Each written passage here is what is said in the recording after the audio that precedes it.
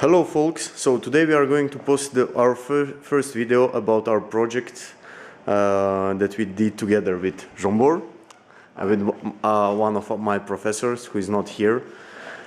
So we built an application for controlling the EasyStar 2. The application was built thanks to a lot of work of me and Jean-Bor, and it was based on a version of that Falcon that you can find on internet with our Phonedrone board, which is inside over here. We are controlling the 4 motors. Also you see a super expensive phone inside that is going to log the data that we are sending with our RC controller to our Arduino board. The RC receiver is over here inside, is connected to our Arduino board. The Arduino board is detecting those signals and sending them to the phone. That's how the phone can log the data. The application inside can control also the motors, but it's not so interested. But I can show you how. If I move on the screen, I can control the motors, but it's not super interested because our phone is going to be inside. What else? So today we are going to make a flight test, our first flight test, and now we are just trying to make some crash test on ground. You see we glued our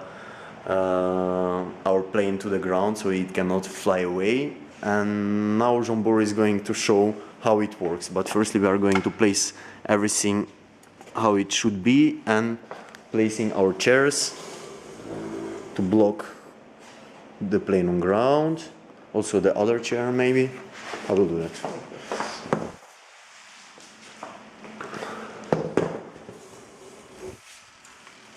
Just a sec. Oh, fuck. So, Jean-Bor, the future of the science is in your hands.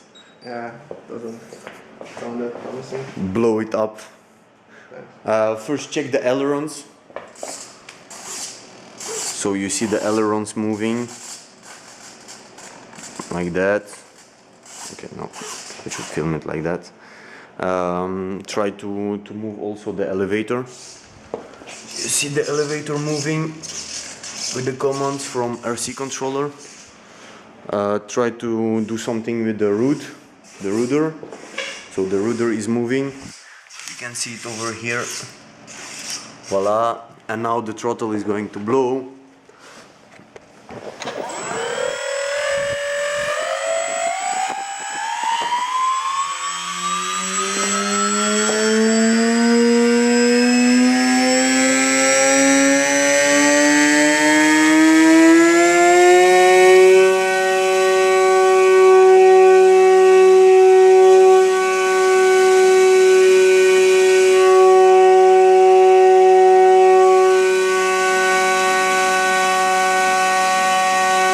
So you see the throttle blowing on the maximum.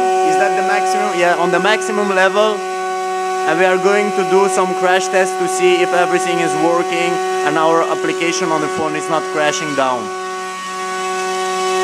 So here is the